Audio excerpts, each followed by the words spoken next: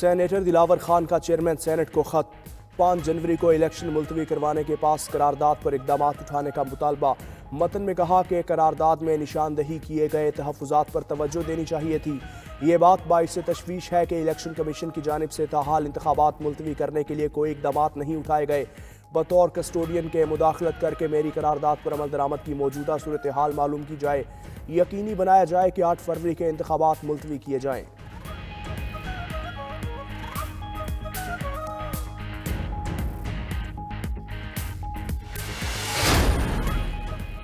عام انتخابات میں لیول پلینگ فیلڈ کا معاملہ۔ الیکشن کمیشن کے خلاف توہین عدالت کی کارروائی کے لیے دائر درخواست پر سماعت کچھ دیر بعد ہوگی۔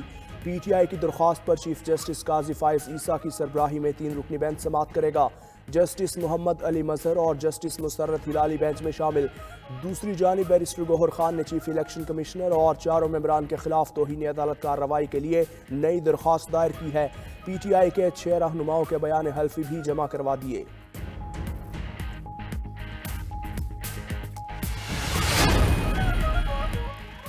8 فروری کو این اے 56 اور 57 میں تاریخی کامیابی حاصل کریں گے۔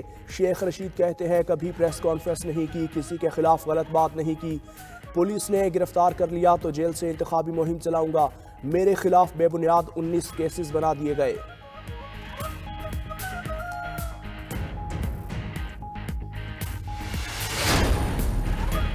مسلم لیگ نون کا انتخابی مہم کا آج سے باقاعدہ آغاز۔ آج اوکاڑا میں جلسے کی تیاری، مریم نواز خطاب کریں گی۔ رات گئے آتش بازی کی گئی۔ ریاض الحق جج نے جلسے کے انتظامات کا جائزہ لیا۔ چیف آرگنائزر نون لیگ مریم نواز آج اوکاڑا میں جلسے سے خطاب کریں گی۔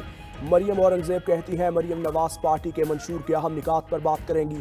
8 فروری کو انتخابات میں عوام کی فتح ہوگی، پاکستان کی ترقی اور خوشحالی کے دن واپس آئیں گے۔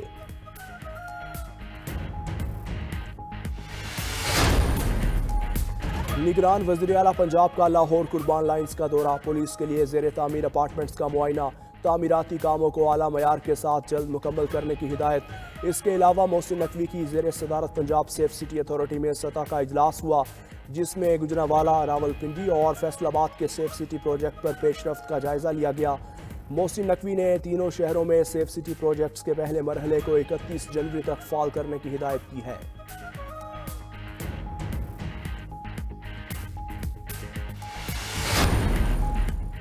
وی این بلوچستان 2030 کے تحت ترقی کا سفر تیزی سے جاری ہے۔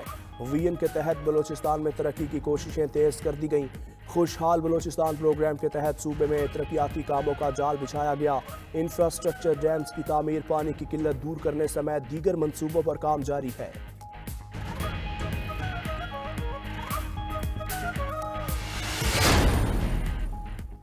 اور پاک فوج اور فرنٹیئر کور کی جانب سے خیبر پختونخوا کے دور دراز علاقوں میں عوام کو صحت کی بنیادی سہولیات کی فراہمی۔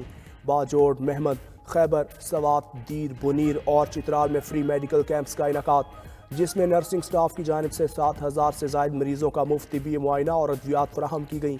کئی مریضوں کو متعلقہ ڈسٹرکٹ ہسپتالوں میں تشخیص کے لیے مدد فراہم کی گئی۔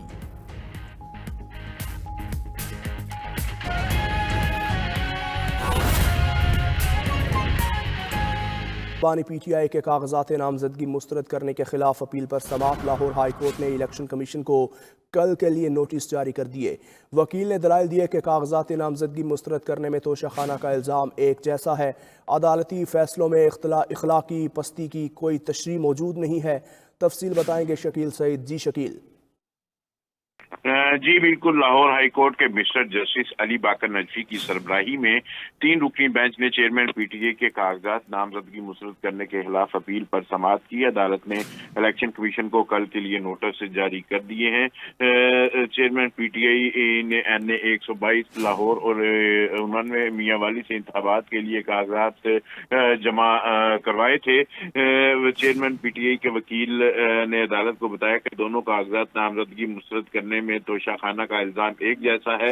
NA 122 में तायद कुनिंदा का हल्का से ना होने का इल्जाम लगाया गया है। कानून के मुताबिक 2 साल सजा पर कागजात नामजदगी मुस्तरद किए जा सकते हैं।